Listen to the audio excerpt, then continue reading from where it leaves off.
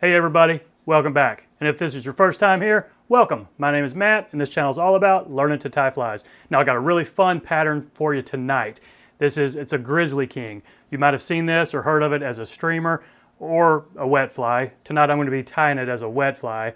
I'm not sure which came first, the wet fly or the streamer. They're very similar, but sometimes when I'm here in Maryland fishing this on the Gunpowder River, I'll be using a 2-weight rig and I'll fish, big wet flies almost as small streamers. So the wet fly I'm going to be tying tonight, you could almost look at it as a small streamer. But it's a really cool pattern, not very hard to tie, looks good. I think you're going to enjoy it. Let's get started.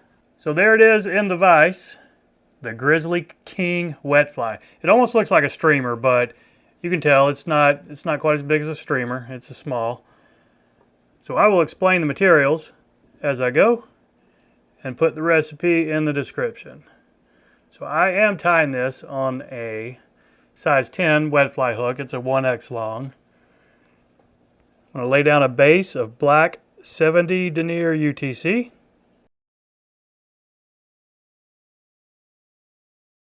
Okay, the tail on this guy is something red. You can use red hackle fibers, red duck quill fibers, dyed red goose biots. I did a couple with red hackle fibers and then a couple with this a slip of duck feather. And the duck looked just a little bit better. It's a little more substantial.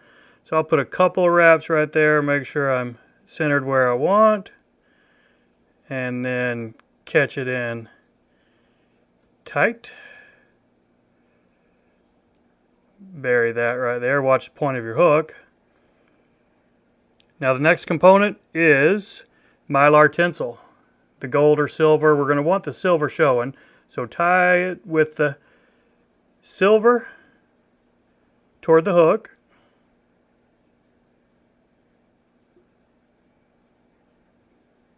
Catch that in all the way back to the tail, then take your thread back up to the front.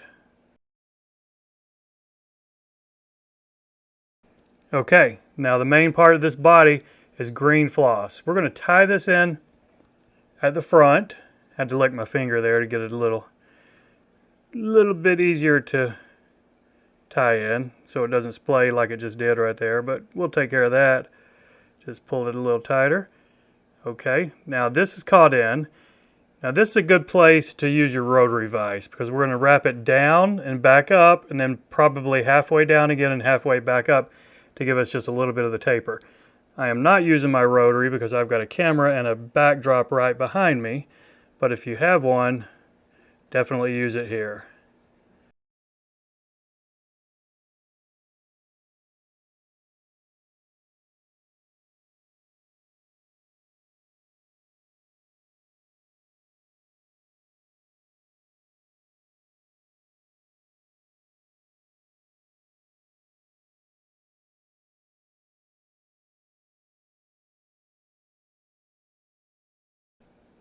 Now, I don't know if you could have seen that in fast motion, but my floss started splaying out on me about halfway up there, so I'm not going to go down and back up.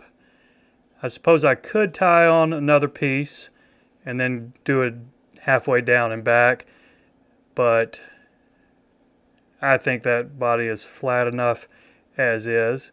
So I'm going to take my thread back, probably an eye length. So that's where I'm going to stop this tinsel and I'm going to start tying in the throat hackle. So just take this silver tinsel and take your time and wrap evenly spaced turns all the way up to the front.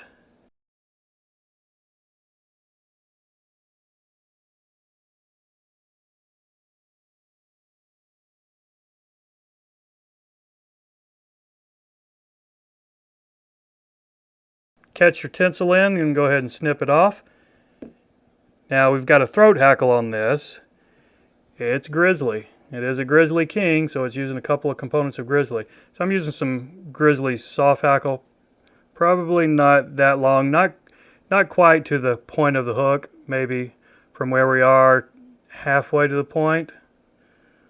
Whatever you think looks good. There's no real rules on this one, so I'm going to put 2 or 3 turns, not too tight, and then check my position before I do anything with it. I don't want it laying that close to the body. If you have to, you can put a wrap underneath it. Or if it looks like it's going to stay up on you, you'll be fine right there. So is that going to stay up? I think it will. So go ahead and snip this excess off right here.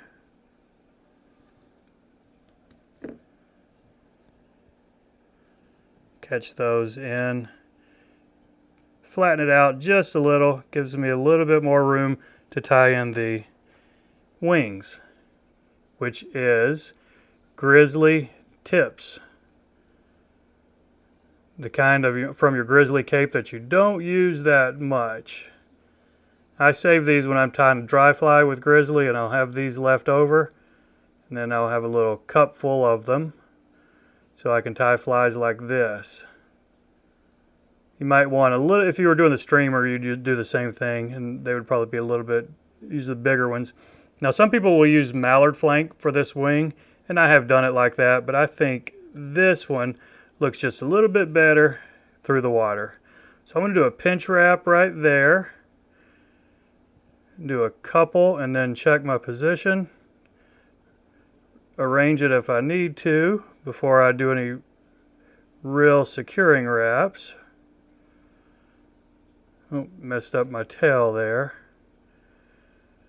Okay, I think that's going to be alright right there, so I'm going to hold that tight. And a couple more tight wraps right here before I snip this excess hackle tips off right here. Get them as close as you can. Make the head a little bit easier to clean up. So I'll take my thread right back up to the eye and then build that ramp just back up to my top thread wrap. And I think that head is clean enough for government work. Clean enough for the fish. So I'm going to go ahead and whip finish this